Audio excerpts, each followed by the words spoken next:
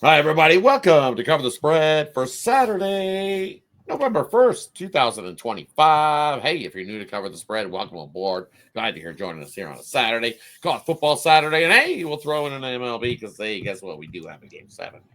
It was some controversy. Don't know. Never seen a ball come nosediving and just get stuck underneath the padding. It is what it is. I don't know. I think it's all over but the crying now. Because who's the Dodgers pitching? But hey, we'll get to that game momentarily. It was an under, just what we said. So I'll take the win there.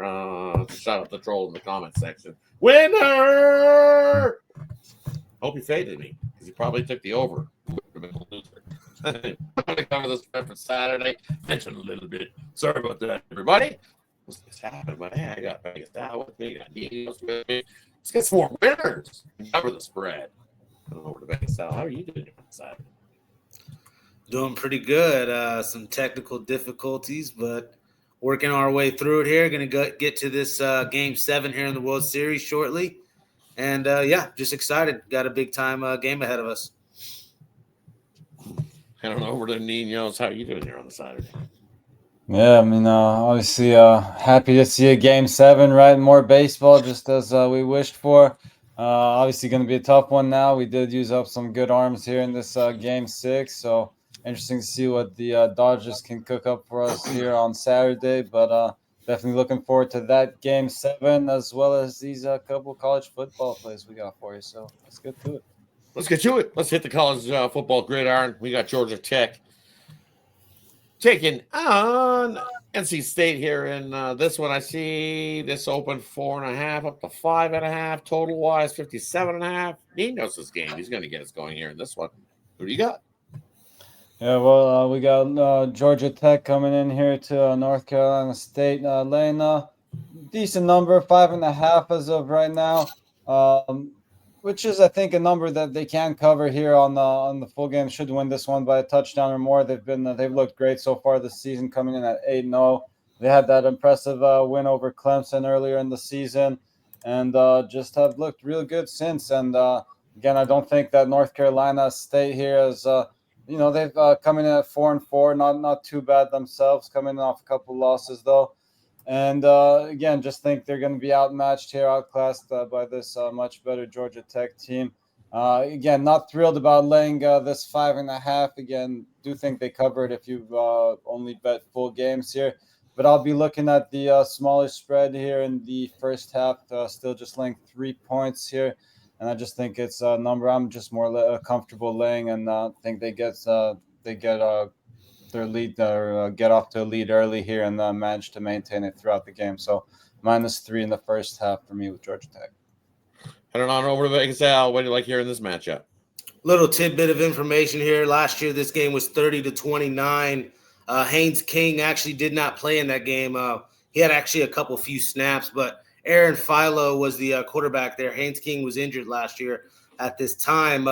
So that's something there that's a little interesting there. I think actually Georgia Tech's going to play a lot better offensively than, what they showed up there last year. Now, they already snuck that game out. They gave up 253 yards rushing on the ground last year to NC State. I think they bunkered down here. I don't think they allow that. I'm looking Georgia Tech's way. Full game, I don't mind the -5.5 here. So I'll lay it with Georgia Tech. And for me here in this matchup, I think we're going to see plenty of offense. I think we're scoring into the 60s. This open 56.5 up to 57.5. As you alluded to, hey, no Haynes King in last year's game, and it was 30-29. Well, I would get that same total here, or that same score here would get us up and over this 57.5 here on Saturday. But I think with Haynes King in there, we know he loves to run the ball. So you throw in that dimension offensively that you didn't have last year. I think Georgia Tech probably scores more than what they did last year, 30-wise, considering Haynes King has already run in, 12 touchdowns. He's averaging 5.8 yards per rush. Throw in Hosley on the junior running for 7.9 yards per rush. You got Powell rushing for 14.4 yards per rush. And then all three backs here for Georgia Tech have scored touchdowns. So plenty of offense from the Georgia Tech side of things, and NC State, they can add some points as well here. The Georgia Tech defense can definitely give up a few points in this one. Either way, we get plenty enough to get us over the total in this one. That wraps up the first game on the gridiron we got. Let's head on over to the next game we got. And hey, I'm right back to that. I like points today on a Saturday. We got USC heading into Nebraska. Hey, Rule signing his contract extension. Nice. Now, if you want to fire him, it's going to cost you $15 million instead of $5 million. Congrats to Nebraska signing Rule to a longer term there with you.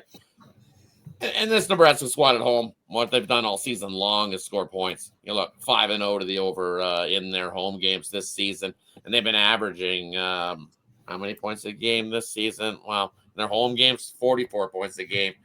USC, hey, they've been averaging 42 points a game in their games this season, so that puts us into the 80s. This total opened 58.5 up to 59.5. I think we score well into the 60s. Defensively, you look at what USC's been doing, and they can definitely give up points as well. Giving up about 28 points a game.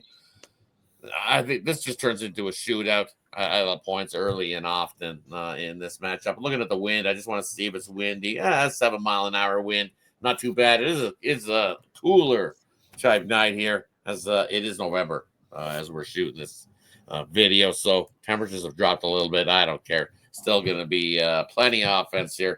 USC's defense is trash as well. So I think we end up in the 60s. Could even end up in the 70s the way these two teams will score. Give me the over. USC, Nebraska here on Saturday. Head on over to Ninos. What do you like here in this matchup? Yeah, well, you trashed this USC defense enough, so let me talk this offense up a little bit. I think they can keep up here offensively with Nebraska. Now, not trying to take anything away from what Nebraska's done so far, having a great season with a couple impressive wins on the record as well.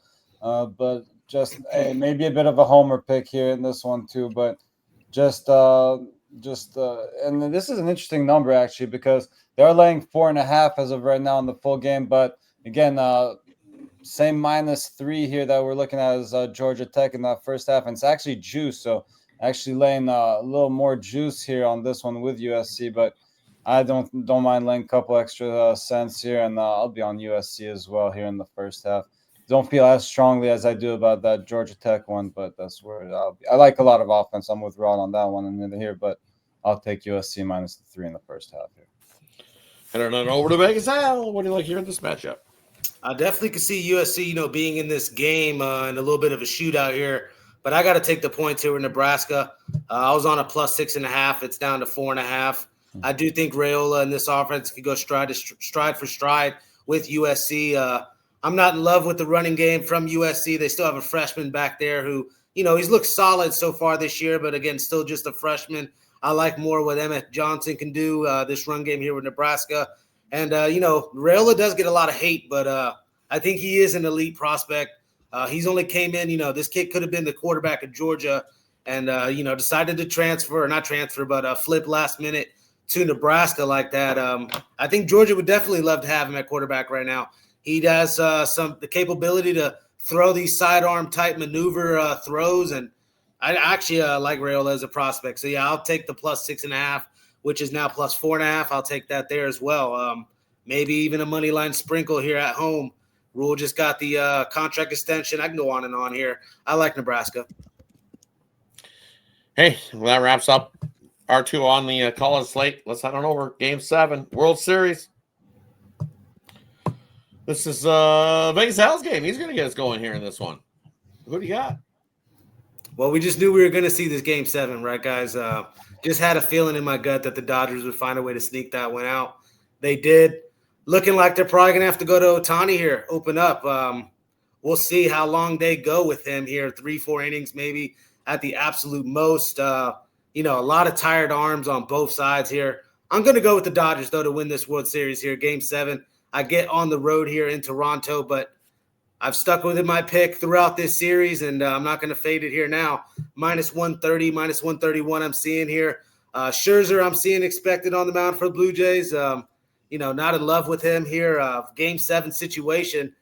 Yeah, he's done it before in these type of spots, big-time career Hall of Fame type pitcher. But I got to go with this Dodgers lineup here in this spot. again, there'll be an unsung hero, a Tommy Edman, Andy Pagaz, one of these type guys that has a big night and just helps out the Otanis and the Freemans of the world. And obviously, we'll get Mookie Betts hopefully going. That finals or World Series pick, man, was not good there for the MVP, but maybe we'll switch up and go to Ohtani for the MVP because I think the Dodgers get it done here. So I'll take the Dodgers on the money line, minus 135. Heading on over to Ninos. Who do you got here? Yeah, I went with a homer pick already, so not going to give two of them in a row. And hey, I already gave out the side, right? So I'll look at a couple props here. I'll be looking at seeing a decent price on Bichette to get an RBI. I'm seeing plus 186 on Bichette to get himself an RBI. I think that's a decent price. And again, if you want to just, there's no value in this one, but Ohtani's hit Scherzer real well. He's got 4 hits and 8 at bats against him with a home run. Batting leadoff, maybe you do want to take a shot on that home run. Definitely more value there than the RBI, but I'll take a little plus money. Not getting much plus money at all here, but I'll take a shot on Ohtani to get himself an RBI here for the Dodgers. And I'll just take the over. We're not seeing no under in this game. Tired arms on both sides. Who's pitching? Well, it's going to be a mishmash unit of pitchers thrown together. Even though Ohtani pitches, if that's the starter here. You could go back to Glass now. He really only pitched 5 pitches in game 6. So it's looking like Ohtani, though. But how deep's he going to go? 3 innings at best, maybe 4. We've seen the Blue Jays already hit him up a little bit. I think those bats starts going from the Blue Jays as well. It's not like they haven't been hitting. Give them plenty of offense. It's been the Blue Jays pitching that's been keeping them in games. Dodgers got lucky. I'm telling you, shouldn't have walked Ohtani in that spot. Don't do it again there, Schneider. Stupid call. You don't walk him that early in the game. I think that was just a bad move. And that's what started off. And look what happened. The Dodgers rallied right around it, and they just kept getting hit after hit after hit. Next thing you know, it's 3-1. You don't walk Ohtani there. You were dealing against him. He hasn't been hot, really. You look what game 1 and 2 when he hit those numbers. Nah, he's not. He hit a double. Ooh, a double with nobody on. I would have pitched to him. It was too early to be walking Ohtani there in the 3rd inning. That's not happening here. He's over 7.5. There's no way we're getting an under here in this game. There's less arms that are here to do it. You got Scherzer going. We know Scherzer can give it up. Is he going to go perfect? Doubt it. So he's good for giving up a couple. Dodgers bullpen on the other side.